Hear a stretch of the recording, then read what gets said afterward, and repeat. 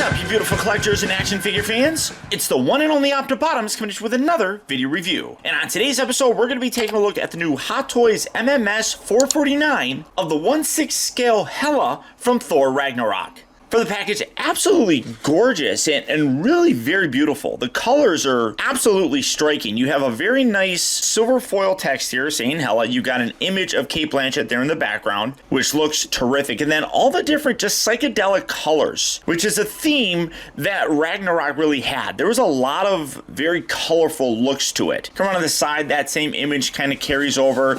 Same as on this side. The top here has that. Bottom is just kind of purple. The back of the package here has the various warnings and contact information for Hot Toys.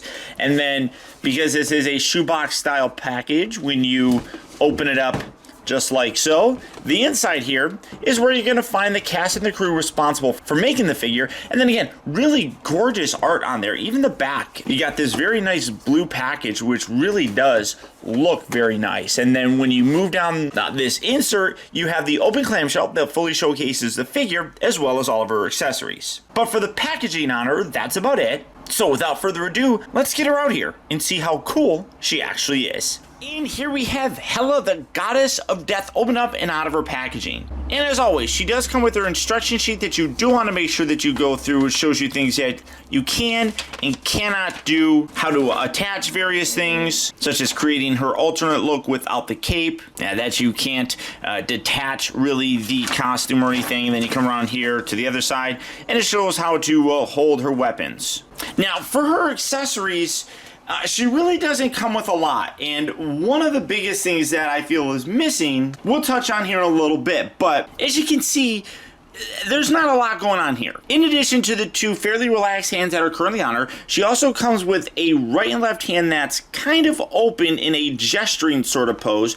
Coming in to take a closer look at it, great detail on it. You can see some really nice, metallic green paint, which goes along with the rest of her costume. You can see she's got some nice green paint there for her nails. Overall, really very nice looking hands, very tiny, as female hands would basically be. But this is more designed to go along with this accessory, which is the Eternal Flame.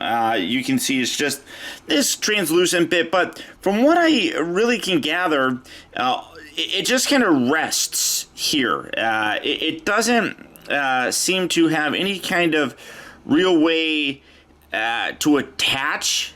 Well, maybe you can put her finger through like a little gap here. I mean, it doesn't really seem like there's much of a way to have her permanently kind of hold on to it. You just kind of have to rest it there, which, you can do something like that, which looks pretty cool. And of course, the Eternal Flame is what she used to bring back her army of undead soldiers that she used along with Odin to conquer all the realms and such. So you do get this. One thing that's interesting is this piece right here is not even listed as being an accessory that you get on the Sideshow or Hot Toys website. So I thought that was kind of interesting to get. And then you do get a pair of clenched kind of fist-like hands, but you can see that they are open, more designed to hold her other weapons. Now, when she decided to promote Scourge as her executioner, she created this weapon. As you can see throughout the movie, she has the ability to generate weapons of many different kind of varieties and sizes, and this was one of them. It's very similar to what she created to unleash the Eternal Flame on her undead soldiers, but instead of being like a pickaxe, this is just a regular axe, and real nice detail on this as well. If it'll focus on it, come on, there we go. You can see a nice kind of wear on there, giving a bit of a pitted sort of look. You can see that the edges here are all jagged and kind of just messy looking in general, but overall really very nice. And then you come down to the handle and everything. Again, if it'll stay focused on it, you can see very simple, just all black. No real paint put on there or anything of that nature. So you do get this weapon. You can see that the fingers here are slightly pulled away from the thumb, so you can kind of wedge this in like that. And you can have her hold this. We don't have a Scourge figure, so she can't really be handing it to Scourge, but you do have that. But what these hands work primarily for are the 2 bladed weapons that she comes with. Really very nice. There are some sharp points on here, so do be careful. Taking a look at it, it does look like they are pretty much identical pieces. No real paint variation between them. So taking a look at the one here, you can see gorgeous amount of sculpted detail in there. You can see the nice green color throughout. Really absolutely spectacular looking piece, and again very sharp, so do be careful when you're playing with this. Both of them have that amazing amount of detail and sculpt in there, which does again look really very nice. And then you can take this again, kind of pry the fingers apart. Ow, that hurt. That got stuck in my fingernail. Pry the fingernails apart and kind of wedge this in there, and she can hold that very nicely. And I think that that will be a great display piece, especially if you put that in there, kind of have them flared out to the side. I mean, that's going to look really very, very cool. So she does come with that. She also does come with a pair of extra wrist pegs in case anything happens to those. As you can see, you can remove her cape, which I'll show you. Another thing that I do want to mention is that in the actual description on Sideshow and Hot Toys, it talks about the cape being magnetically attached. It's not.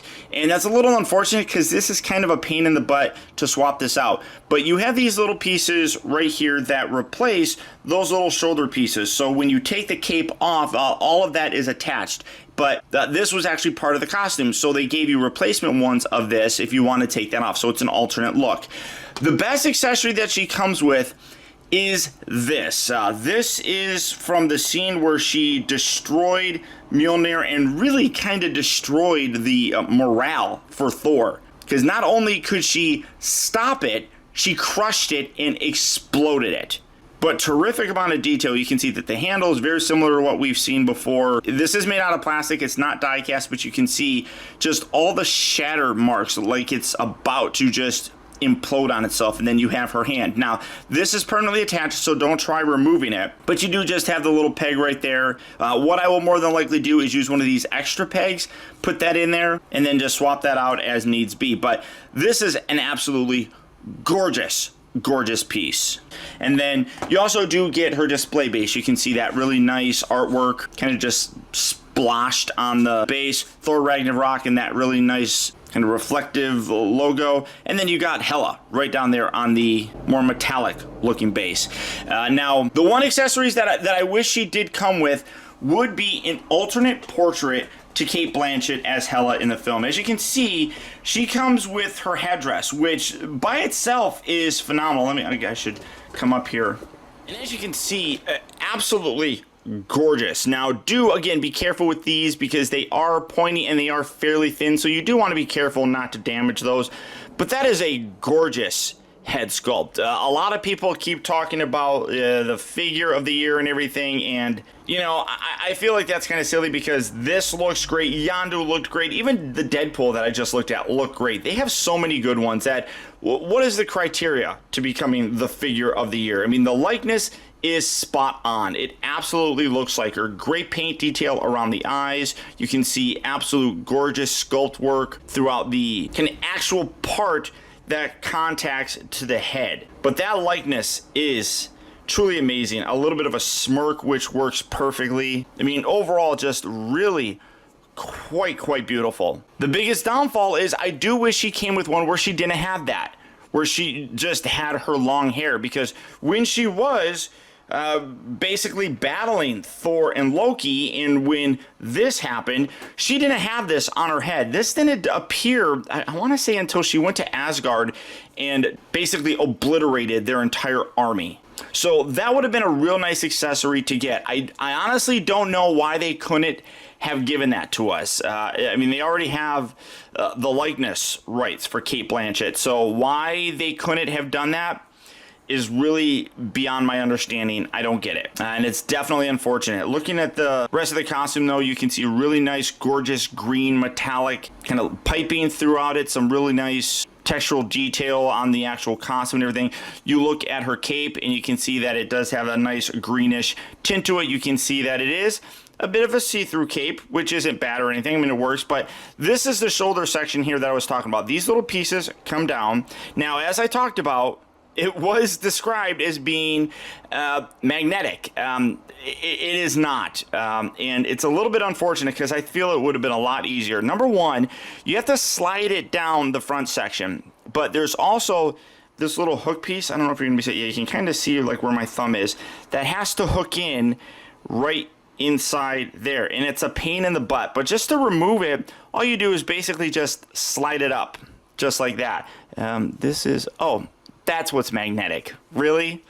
This piece is magnetic. You're kidding me, right? That's all right. Well, that's obnoxious. So setting that off to the side. When you do remove it, though, you do get one of the complaints that a lot of people have about it: the shoulder seam. I don't really know what they could have done about it. I mean, she has exposed shoulders, so it's going to be there. Yeah, there's not really much you can do. But again, you can see that you have this little piece right here that has to fit in here. This is maybe a little bit easier because you can kind of feed that through the front of her costume, and then you can kind of slide this down and under. There we go. Just like that. And it's going to sit along the side right there. That just kind of comes down and sits there. Do that on this side as well. When you're going back to the other way, though, because the cape is there, it's harder to get your little hook thing here in the shoulder section. So again, this is a bit of a pain, and it's harder to see this piece here, but you just feed that down just like so, and that kind of completes a uncaped version of Kate. But it still does have the seam. Now you can take this and you can kind of lift this up a little, but it really doesn't help too much.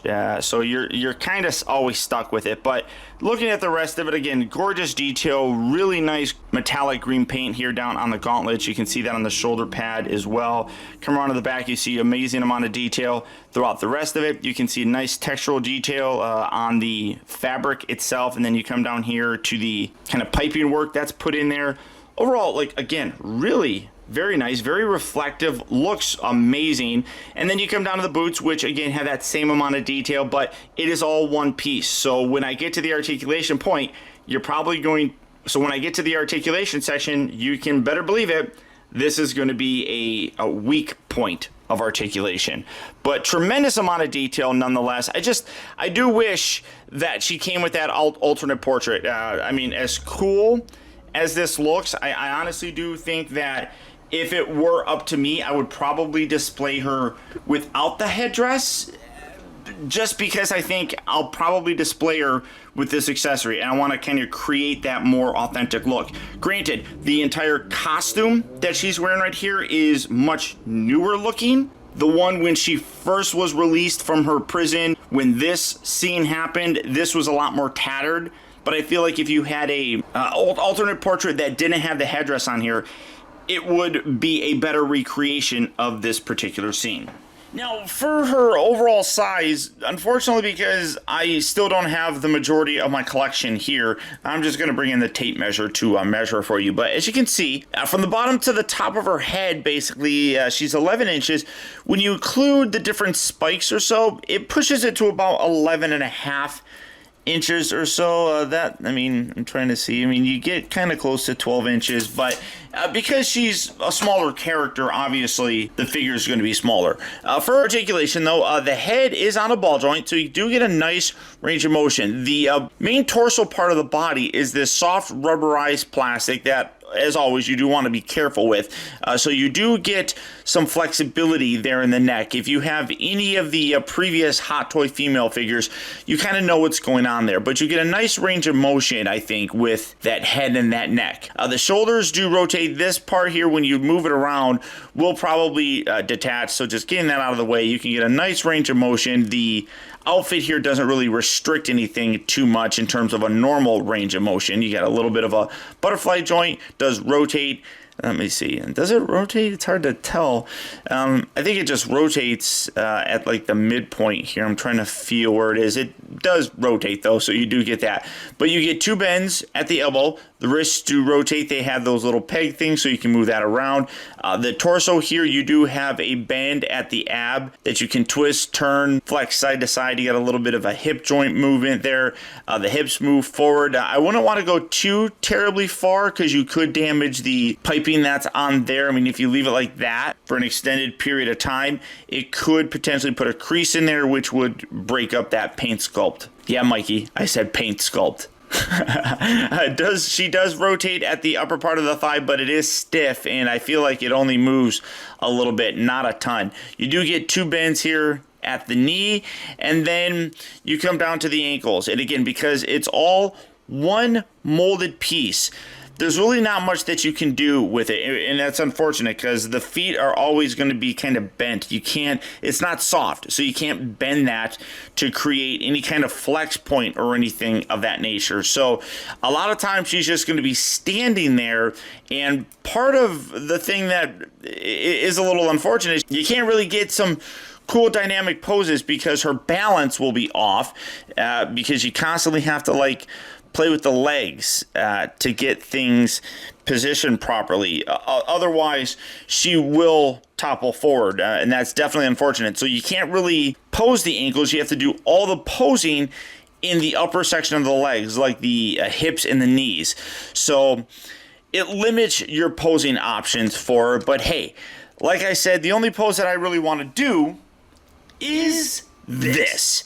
And this looks terrific. I mean, honestly, it really does. As I said, though, the only thing that I would have changed would be the portrait here. In this particular scene, she still had her long hair, but this still looks really very imposing and absolutely cool. Being the first female villain in the Marvel Cinematic Universe, she really took Thor and just about everybody else to their limits. For all intent and purposes, she's more powerful than Thor. Almost like she's just a step down from Odin. And being the firstborn of Odin, that would have made her the next in line to be ruler of Asgard.